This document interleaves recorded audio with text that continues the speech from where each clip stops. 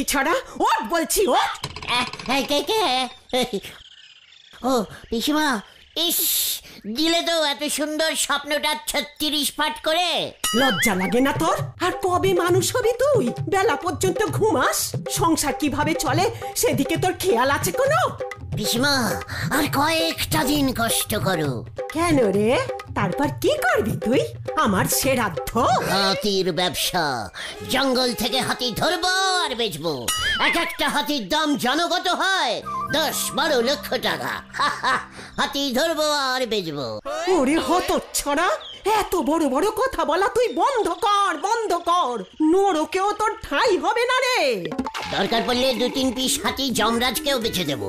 আমার কাছে খবর আছে যমরাজ্যে হাতি নেই। এখন থেকে আমি যমরাজ্যে হাতি সাপ্লাই করবো পিসিমা। যমরাজার আন্ডারে 1 পিসও হাতি নেই। বন্ধ করো চিত্রগুপ্ত।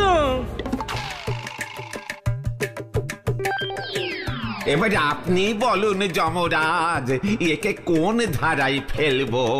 সকাল থেকে রাত্রির পর্যন্ত এত ঢপ ঝাড়ে, আমি এর পাপের হিসেব রাখতে পারছি না। আর আমার তো অন্য কাজও আছে নাকি? আমার নামেও ঢয়ে মানে না, মিথ্যে কথা বলছে, এত বড় সাহস। তাহলেই বুঝুন, পৃথিবীর লোক যদি বিশ্বাস করে যে স্বয়ং যমরাজের হাতি নেই, তাহলে কেমন লজ্জার বিষয় হবে। ঠিক ঠিক ঠিক ঠিক ঠিক ঠিক। যেভাবেই হোক ওকে আমার সামনে হাজির করো। আজ্ঞে মহারাজ। কি ছিল সেই সব দিন? রোজ সকালে আমি পিসেমশাই ভুবনচরণ জমিদারের হাতির পিঠে চেপে বাজার করতে যেতাম।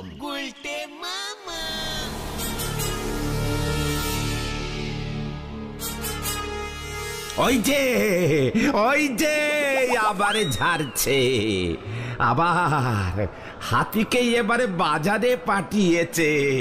যমরাজার হুকুম, ওকে তুলে আন উপরে। রাজা মশাই তো হুকুম দিয়েই খালাস, ওকে এখন আনা যাবে না, ওর এখনো সময় হয়নি। বিচিত্রগুপ্ত মশাই খাতা দেখে বলেছে বেআইনি কাজ হয়ে যাবে কিন্তু চিত্রগুপ্ত মশাই।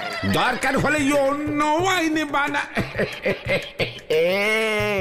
শোন কি বলছে।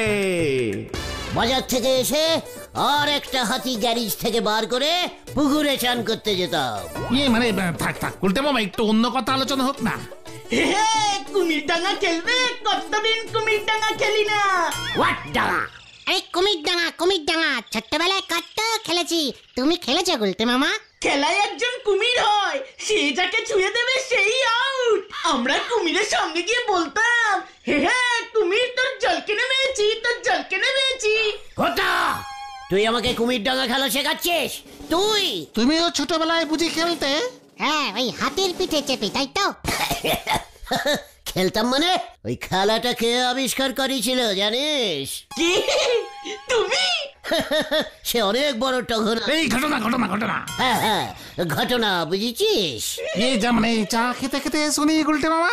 ঠিক বলেছিস, চল ঘটনাটা নড়ারও জানা দরকার। কামান, ও তো জানে না আমি কি কি করেছি।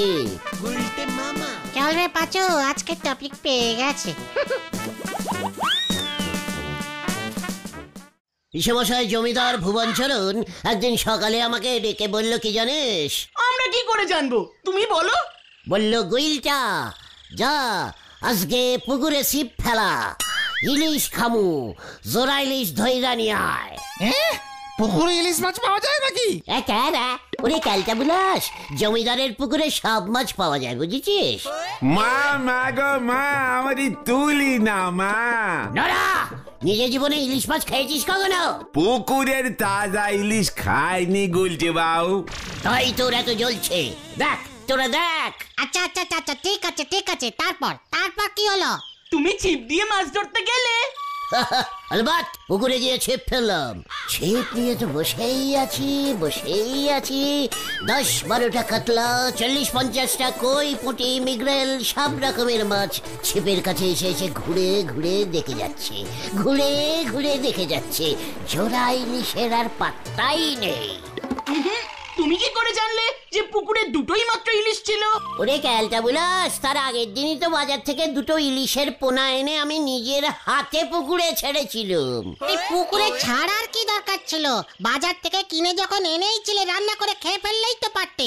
খামোকা মাছ দুটো পুকুরে ছেড়ে আবার খাটনি করে ছিপ ফেলে ধরলে। পুকুরের ইলিশের টেস্ট জানিস? জীবনে তো কোনোদিন খাসনি। মা গো মা, আমার এবার সত্যি করে তুলে নাও মা। ঠিক আছে তুমি চালিয়ে যাও গুলটে মামা, চালিয়ে যাও। তারপর কি হলো? তারপর প্রায় ঘন্টা 3 পর হঠাৎ ছিপে পড়লো এক টান। আমিও মারলাম এক টান। কি কাণ্ড! ছিপ তো আর ওঠে না। কেন? ছিপে কি গাইতেছিল? কচ্ছপ? আরে কচ্ছপ না। তাহলে কুমির। না, আর সহ্য করা যাচ্ছে না, আর সহ্য করতে পারছি না। ছিপে কুমির ধরা পড়েছে।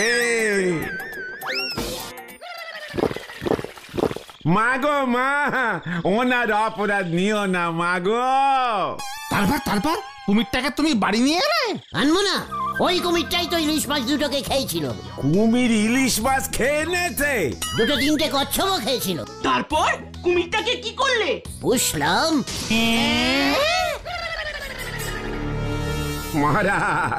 মহারাজ ওই উজবুকটা হাতি ছেড়ে কুমির ধরেছে।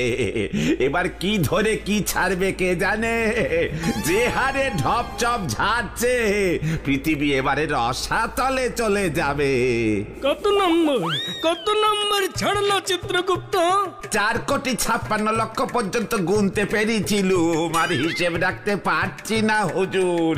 কিছু একটা করুন।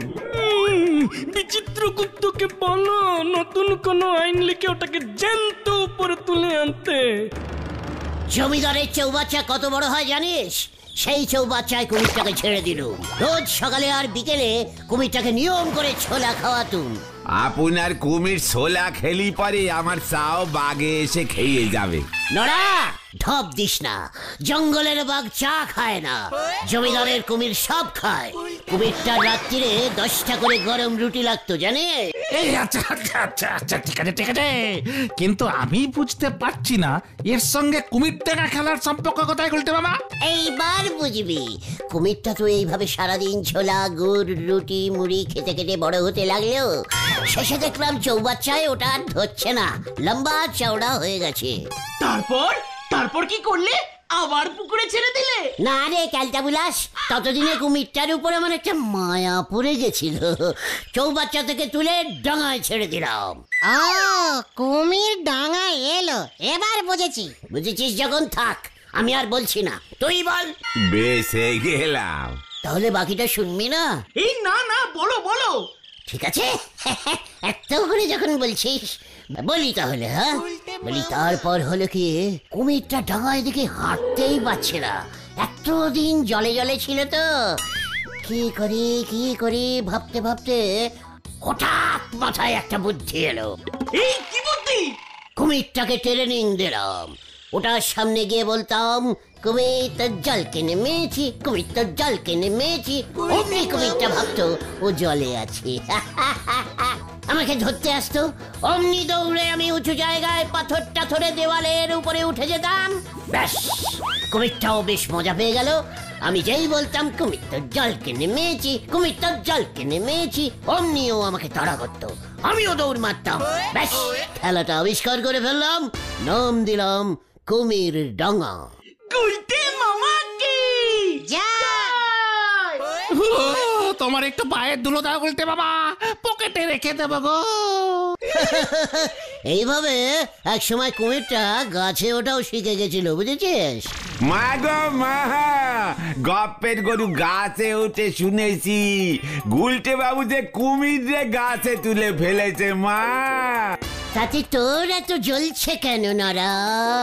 এবারে আমি বুঝতে পেরেছি, আপনার জন্যই আপনার পিসে মশাইয়ের জমিদারি নাটে উঠেছিল। নরা, খবরদার আমার পিসে মশাইয়ের জমিদারি তুলে কথা বলবি না বলে দিচ্ছে। এই পাঁচু, ওঠ ওঠ বলছি, এখানে আর বসা যাবে না। সে তো ফিরিতে চা খাওয়া হয়ে গেছে তাই। পাঁচু, কামান কামান। যা বাঁচা গেল, আসে কেন দাদা? জল যেদিকে ঘর আসছে গুলটে বাবু আর কিছুদিনের মধ্যেই ওনার ওই কুমিরে গাছ থেকে চাঁদে তুলি দেবেন।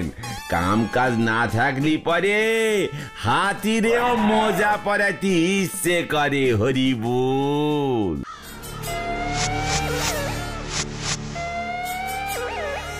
রাজা মশাই, চিত্রগুপ্ত মশাইয়ের অবস্থা কিন্তু ভালো ঠেকতেছে না। প্রেশারটা কই উঠছে, মানে মাথায় উঠছে মনে হইতাছে। বুকের খাঁচায় এমন ধরপড়ানি শুরু হয়েছে, আজ রাতটা টিকলে হয়। কি কাণ্ড! ওই হতচ্ছাড়াটা কুমিরটাকে গাছে তুলেছে শোনার পরেই চিত্রগুপ্তের হাতটা ফটাস করে আওয়াজ করে ফেটে গেল। চিত্রগুপ্ত পটল তুললে যমরাজ্য চলবে কেমন করে? না, কড়া ডোজের ওষুধ দিছি। এই যাত্রায় যদি কোন রকমে বাঁচা যায়, কিন্তু সাবধানে থাকতে হইব। হার্ট যেন আর বড় কোনো চোখ না খায়। না না না না না না, আর উপায় নাই। ওই উজবুকটারে পৃথিবী থেকে জ্যান্ত তুলেই আনতে হবে দেখছি। আমাকে কবির ডাঙ্গা খেলা শেখাচ্ছে আমাকে। আমাকে তো চিনে না।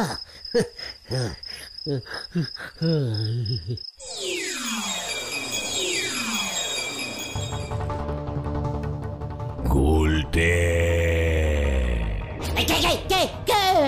ওঠ, তোর ডাক এসেছে, তোকে নিতে এসেছি। কেন? কোথায়? অনেক জ্বালিয়েছিস, তোর ওই জ্বালাময়ী ঢপে চিত্রগুপ্তের প্রাণ যেতে বসেছে। যম রাজা তলব করেছেন, ওঠ। না, আমি যাব না। যাবি না? যম রাজার আদেশ, যেতে তোকে হবে। চল। ও পিসিমা!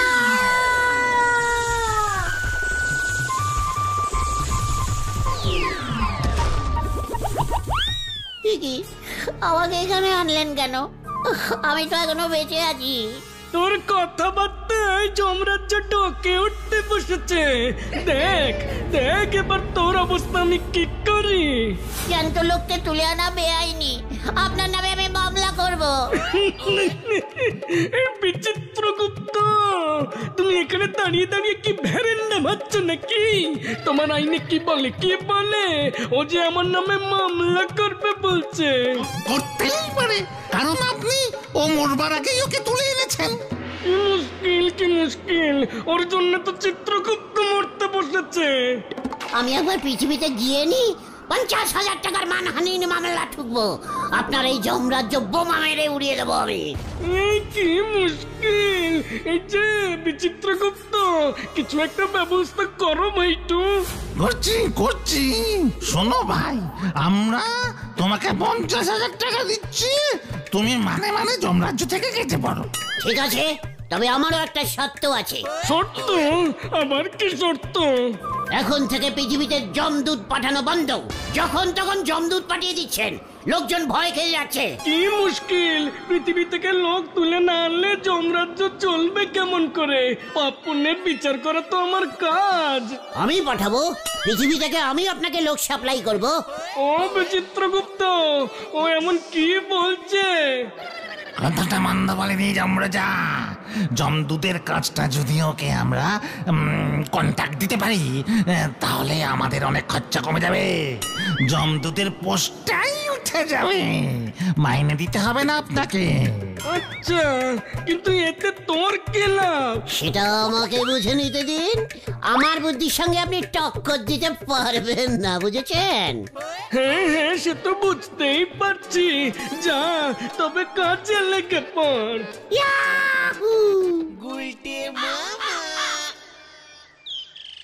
এসব কি বলছো তুমি গুলটে বাবা? একদম ঠিক বলছি। পাছুরে, তোরা এতদিন আমাকে অনেকটা আন্ডারে স্টিম করেছিস, দেখেছিস আমার বুদ্ধি। সত্যি সত্যি যমরাজা স্বপ্নে তোমাকে এর পারমিশন দিয়েছে? আলেবাদ দিয়েছে। স্বপ্ন কখনো আবার সত্যি হয় নাকি? আলেবাদ হয়। কেন? সেবার ভ্যাবলাদার মা স্বপ্ন দেখলেও বাড়িতে মা বগলা দেবীর পুজো করছে, 1000 লোক খাওয়াচ্ছে। ভ্যাবলাদা তারপর বাড়িতে ধুমধাম করে বগলা দেবীর পুজো দিল না? হ্যাঁ, তবে প্রসাদে শুধু 1 পিস করে শশা আর 2টো নকুলদানাই দিয়েছিল। এইবার দেখ আমি কি করি। চল যদুদার কাছে। আবার ড্রেস ভাড়া? নিঘাত জমদূতের। ক্যালটা বুলাস, জমদূতের কাজ করব কি ট্রাফিক পুলিশের ড্রেস পরে? যত সব হরে বাপ হরে বাপ। কি জানি এবার কি হয়।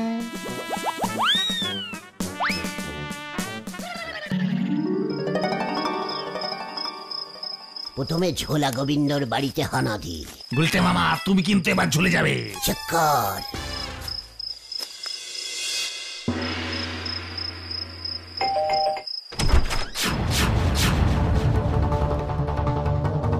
কি মানে কথা? আপনি কে? যাত্রা দলে পাঠ করেন বুঝি মানে কথা? জমদূত, তোকে নিতে এসেছি। 1000 টাকা মানে কথা একটু কম করবেন না স্যার? আপনারই লাভ আছে। ঠিক আছে, 5-6 দিন, 10 বছর নিশ্চিন্ত থাকবেন, আর আপনাকে তুলতে আসবো না। অনেককে ভাগ দিতে হয় তো, বুঝতেই পারছেন। হ্যাঁ, চিত্রগুপ্ত বাবুকে ম্যানেজ করা খুব কঠিন। আচ্ছা মানে কথা ঠিক আছে, তাই দিচ্ছি।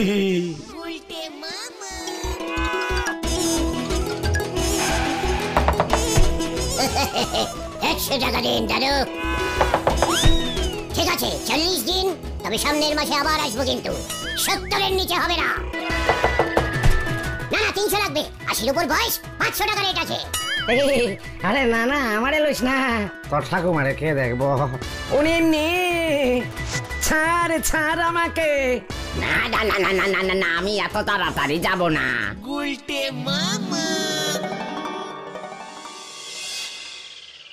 মাত্র 675 টাকা উঠেছে। ক্যালচাবুলাস গুলো জমদূতের সঙ্গেও দরদাম করছে। বলতে মামা, যা টাকা উঠেছে সেটাই থাক, আর বেশি করতে গেলে কিন্তু ফেঁসে যাবে। যদুদাই তো দেশের ভাড়া 500 টাকা নিয়ে নেবে। তাহলে তুমি টাকা তোলা চালিয়ে যেতে চাও? আজ রাত্রে একটা মোটা দাও মারতে হবে। অলরেডি পাড়ায় কিন্তু এই কেসটা নিয়ে আলোচনা শুরু হয়ে গেছে। লুচির দাদু 40 টাকা দিয়েছে বলে লুচির বাবা হ্যাপি করছে গেছে। কি কাণ্ড! আমার থানার আন্ডারে জমদূত এসে টাকা তুলছে, আমি কি করব? আপনাকে ওই জমদূতকে ধরতে হবে। কি কাণ্ড! জমদূত ধরা কি পুলিশের কাজ নাকি? আবার কি? হ্যালো, আপনার থেকে 500 টাকা নিয়েছে মানে কথা? আমি ছেঁড়া নোট দিয়েছি, নোটটা চলবে মনে হয় না মানে কথা। কি কাণ্ড! মহারাজ, এ কি অনাছিষ্টি হচ্ছে? আপনার তো মুখে চুনকালি লেপে দিচ্ছে ওই হতচ্ছাড়া উচ্চিংড়েটা। চিন্তা করো না চিত্রগুপ্ত, এবার ও ফাঁদে পড়বে। ক্যালচাবুলাসগুলো ভয় খেয়ে এলো না। আজ রাতের কালেকশনের ভাগ ওদের দেব না। আজকে হেড স্যারকে দিয়ে বউনি করব। 1001-এর কম নেব না। ওই দেখ, মানুষের গলা। ঠিক ভেবেছি, তাহলে আমরা ঠিক ভেবেছি। এই গলাটা চেনা লাগতেছে না? দেখি কেস গন্ডগোল, পালাই।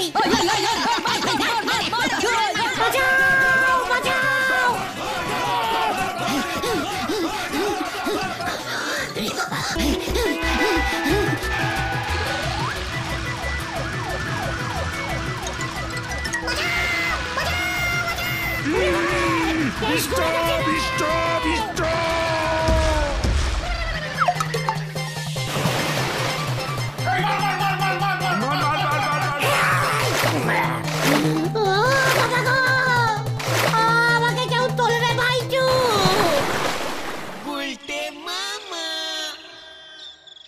ওরে বাবা রে, দুবার পচা জল খেয়ে ফেলেছি।